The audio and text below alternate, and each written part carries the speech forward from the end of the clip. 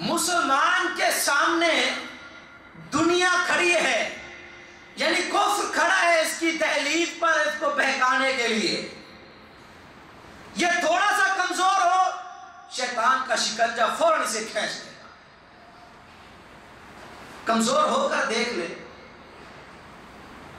لیکن جب یہ اپنے ایمان پر فخر کرتا ہے، یہ کہتا ہے اگرچہ میں غریب، اگرچہ میرے پاس کچھ بھی نہیں، تب بھی میں کافروں کے حکمرانوں کو للکاروں گا۔ ایک کہتا ہے کہ تم مطلب کیا ہے، کیا چیز ہے، تو کیا کر لے گا؟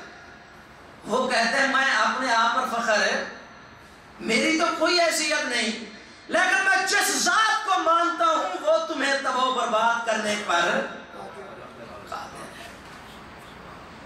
ہے۔ مجھے اپنے آپ پر کوئی غرور اور تکبر، کوئی اپنی مطلب ٹیکنالوجی، کسی بھی چیز پر غرور اور تکبر، اور نہ میں نے کبھی اس پر بھروسہ کیا ہے۔ لیکن جس ذات کو میں مانتا ہوں وہ ذات